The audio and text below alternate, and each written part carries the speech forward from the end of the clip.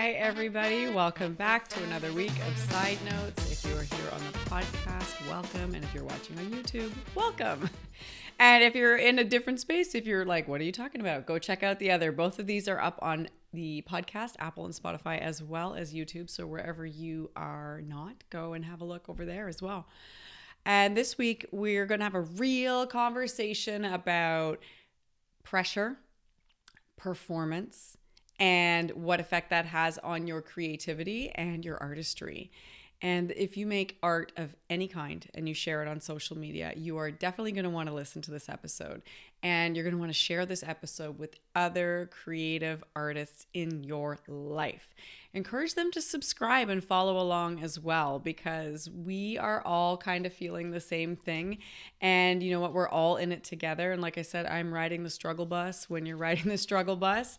And that struggle bus right now is all about performance pressure and pressure to perform as an artist, but also a business owner, and what that can do to our creativity and our identity and the work ultimately that we end up making for ourselves and for others. And I've been thinking about this a lot lately. Last week, I posted something on Instagram that was very different for me. I posted, like a good old fashioned slide deck like we used to. And I posted it on Instagram, and it was a couple weeks ago if you're from when you're watching this episode, but for me recording it, it was last week. And I posted it along with a caption about the shifting nature of like the digital landscape and what that means for photographers, but also photography and like the legacy that we leave in our lives. And before we get into the topic, I'm going to read us the caption. Let me just get myself adjusted here and get comfy and cozy. And we're going to read the caption first before we dive into it. And I want to go in, there's some layers in what I'm about to read. We'll pick a few, but here we go. So I'm going to read off my screen. It says, years ago, there was an article in the Telegraph that asked, are we breeding a lost generation who won't have photo albums to capture their lives?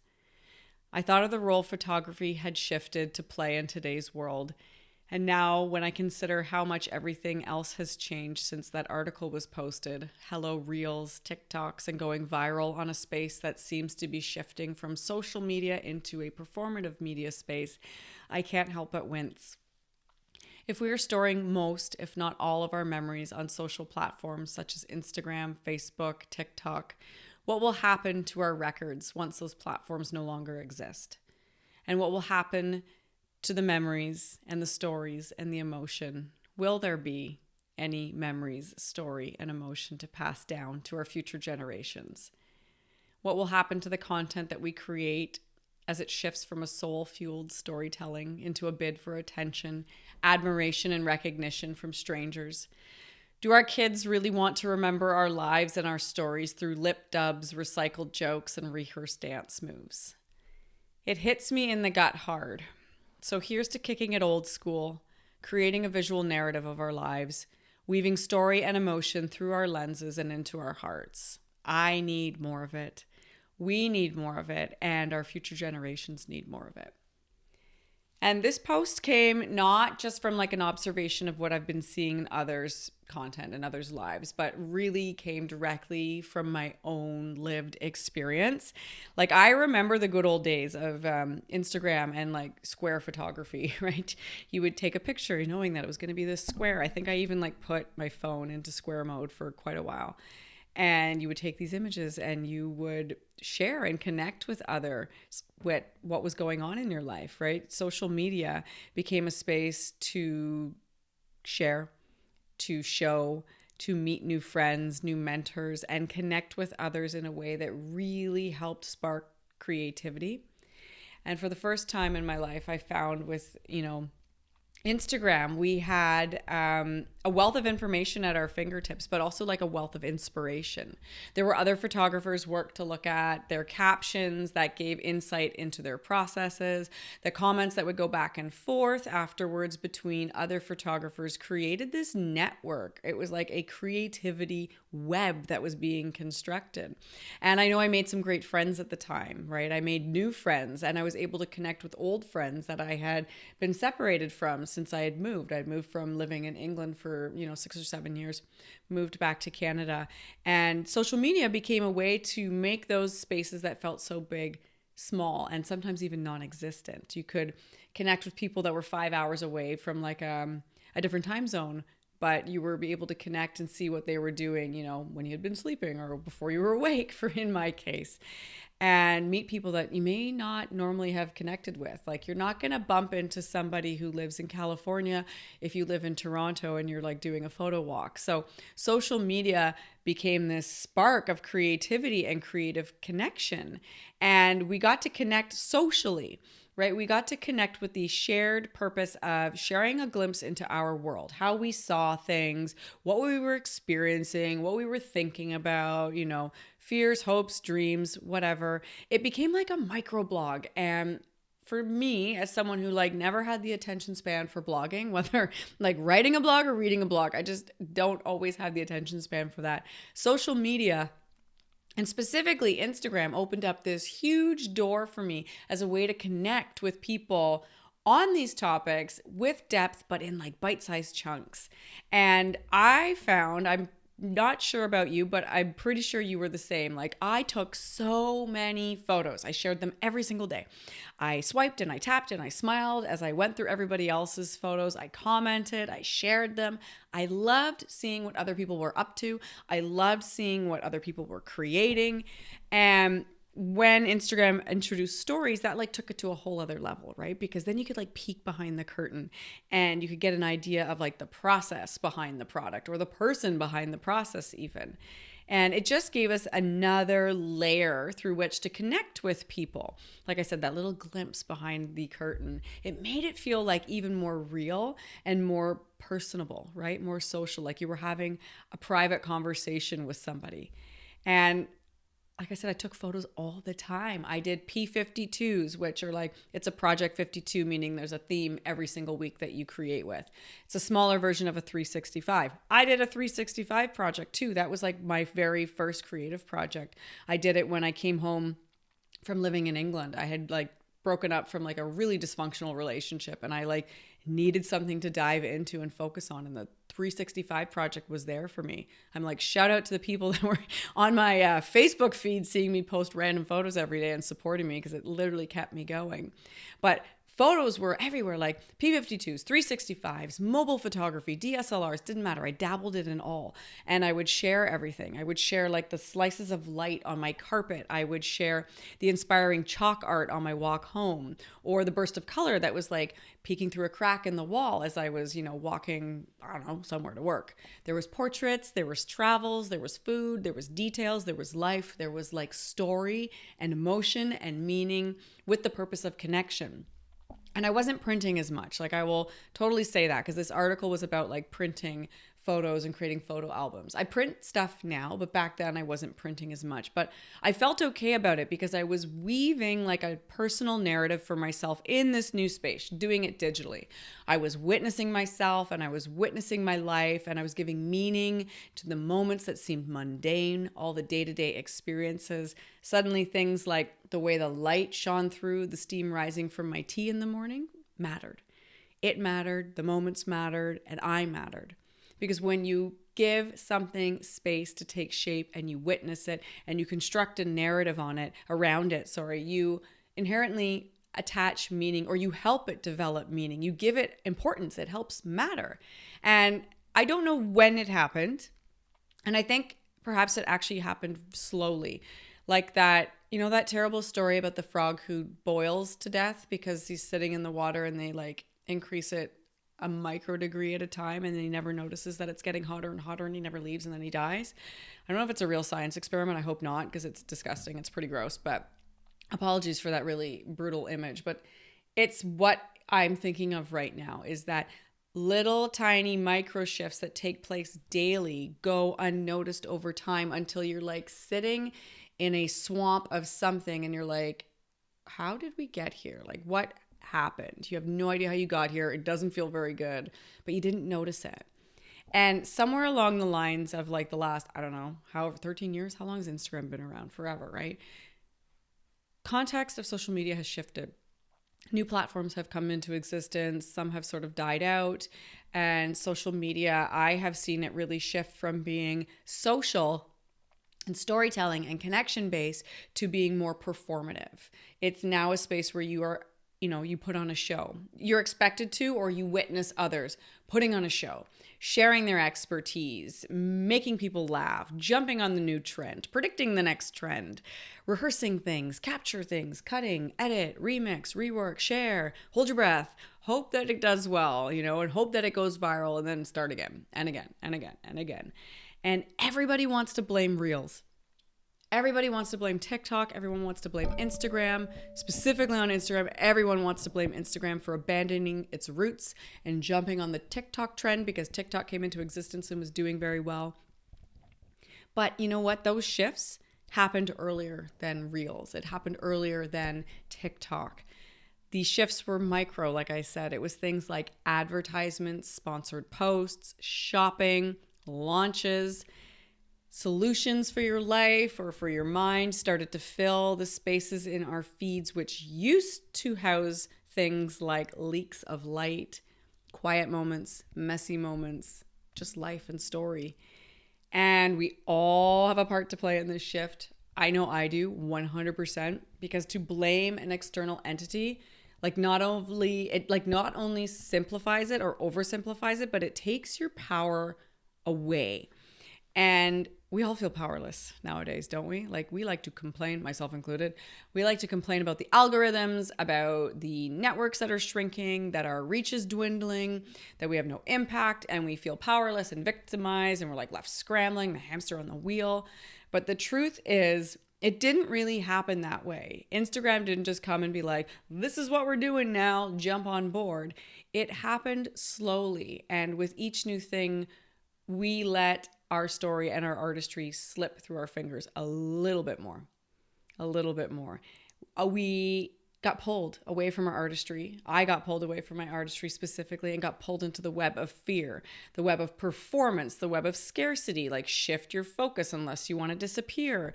Stay ahead, stay on trend, grow, expand, stay the course, stay on the app, practice, perform, put it out there, do it again and again. And the space got louder and louder as that shift gained momentum. The more people did it, that kind of content got louder and louder. It gained more power. It gained more pull. And it's this snowball. When you're rolling a snowball outside and then you keep rolling and there's snow and it gets bigger and bigger and then it starts picking up the shit that's on the ground. It's picking up twigs and grass. I'm thinking when we were kids, we would roll this huge ass snowball that took 50 kids to move it. And it was just covered in crap by the end of it because everything was stuck to it and it was no longer a snowball anymore. And it's I want to let go of the snowball. I don't want to push this anymore. And like I said, the fact that I wasn't printing and that we weren't printing so much as a society when that article first came out didn't really bother me as much. It came out 2015 or 17. I can't remember. I'm going to have to actually read the print date and I will stick it in the show notes or the comments or the description, for you if you'd like to read it. But when that article originally came out, things were okay-ish. With the fact that you were still documenting your life and you were still sharing, you were just doing it in a digital space, digital books or digital, your feed basically, right? That personal narrative or a visual narrative specifically was getting stitched together in a way that you still felt like you were doing justice to your story and your voice and everything, all was well if you were doing that. But it wasn't until I was clearing out some notes on my computer, I was going through old blog posts and I collect quotes and things or articles, stuff that kind of inspires me. And I was clearing it out and I came across what I had written back then, just a little blurb about it. And I was started reading it and reading the notes I'd taken from the article. And I was I wonder if this still kind of applies. It's been 5-7 years. And I thought about our feeds and I thought about social media and I thought about the reels and the TikToks and the dances and the lip dubs. And I was suddenly this doesn't actually feel as okay as it did before, right? And I thought of my son and I thought of the times we share together and the times of my own life before he was here. And I thought how would he remember me? Would he remember me through a series of videos where pointing at word bubbles or dancing? I hope not. I really, really, really hope not. And I really admire the artists who stayed true to their vision over the last few years, the ones who didn't bend, who continued to stand up and to show up for what they wanted to create. Like, I would be lying if I said I wasn't a little bit jealous of them. You know, I have my mentors and the people that I look up to, and I see that they have a thread, they have a beautiful space that they have curated and created online where they share their voice and their vision, and they've created this community that cares about what they care about. And I look at them and I look at myself and I think like, or I ask myself, I'm like, when the hell did I get so scared that I like decided to jump ship and like go on the crazy train? And maybe it's not like jumping ship so much as it is like, I'm thinking of like Titanic. It's like I shoved my lover off the scrap of the wood and I was like, bye. You know, we were clinging to it in the ocean.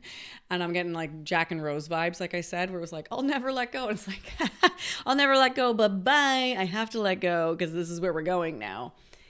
And so, like, what is the way forward? What is the way forward through this? For those of us who have let our way of seeing the world slip and we've let our art slip from our fingers, we, you know, those of us who have forgotten about the unique power we have inside of us to create through this truly unique lens and share it with the world, because that's why we're here, is to live life, to create experiences, to have connections, to weave stories, and to be. Right? Everyone says you're the human being, not the human doing. And we're here to be and to do and to experience. Well, not to do, but you know what I mean. Okay, let's keep going. I think what we need to do in this space is take our power back, because it's not about succumbing to fears.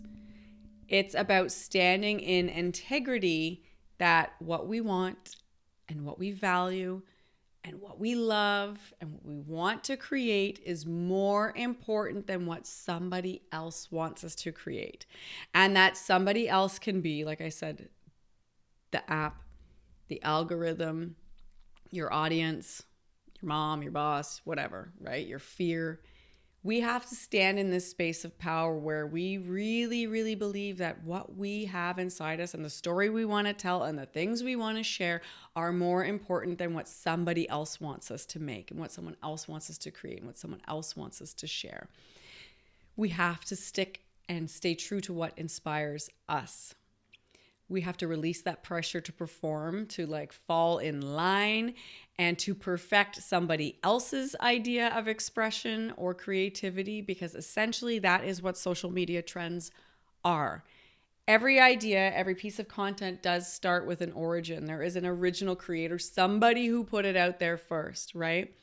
I mean, we could go super meta with it and say that that person who put it out there was probably inspired by something else. There's that whole, I'm looking at my book on my shelf called Steal Like an Artist by Austin Kleon. And it's very true. Ideas all become recreated.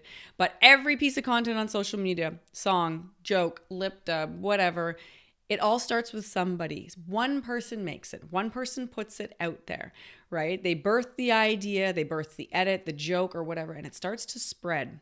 Either spreads like wildfire or slower, but whatever. And as it spreads, others jump in and others replicate variations or like exact replications of the same result, the same piece of content, the same joke. And it becomes this wheel of like, look how good I am at performing somebody else's creation. Look how good I am at redoing the joke that you did.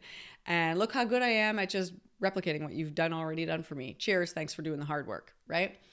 It's no wonder that the longer we engage in that kind of dynamic, the further we get from our own vision and the further we get from our own voice and our own creativity. So, what is the solution? I don't know. And I'm going to share with you my top tips for navigating this. It's like a working hypothesis because like, I'm not an expert. I haven't solved this problem. I'm just living it and going through it every single day. And I'm just going to share what summarizes what I'm doing right now as I work my way back to meet myself and to meet my inner artist and to take back my power and to develop my artistry and not my niche, as they say. Somebody said that on a podcast and I wish I could remember who it was because then I would credit them. But I can't. So I will just say somebody said that on a podcast that I listened to years ago and it has stuck in my head. Develop your artistry, not your niche. So here's my top tips, which are not my top tips. I'm going to call these my working tips. These are my working tips, working hypothesis. Go try this as you try to reconnect back with yourself and your inner voice as an artist. Number one is curate your experience on social media. Okay? Curate your experience. Look at who you follow, the content they make. Does it inspire you to create your own, or does it inspire you to copy? Because if it inspires you to copy, you need to let them go. You can unfollow them. If that feels mean, you can mute them. Whatever you need to do. You need to be making sure that you're putting in front of your face, in your eyes, in your soul, in your mind, things that inspire you to go make your own stuff. I also suggest going on a trend detox, which involves like setting a personal goal, maybe like a week, a day, an hour, I don't know, wherever you're starting. Start somewhere where it's like, I'm not going to scroll the For You page or the, suggested page or the trending. I'm only going to look at the feed. This again links to curating your experience on there, curating your community. You're only going to look at certain people's work. On Instagram, I like to use the favorites feature for that, honestly, and I will just try to scroll through favorites so that I'm not seeing other stuff that I don't really want in my mental library. Speaking of library, build your own inspiration library when it comes to music. Using music is important. I think it helps people connect. It adds emotion, it adds story to what you're sharing. And, you do have to play a little bit with the rules of what you're working with. And music is important on these video-based platforms, or even if you're just doing a slideshow to music.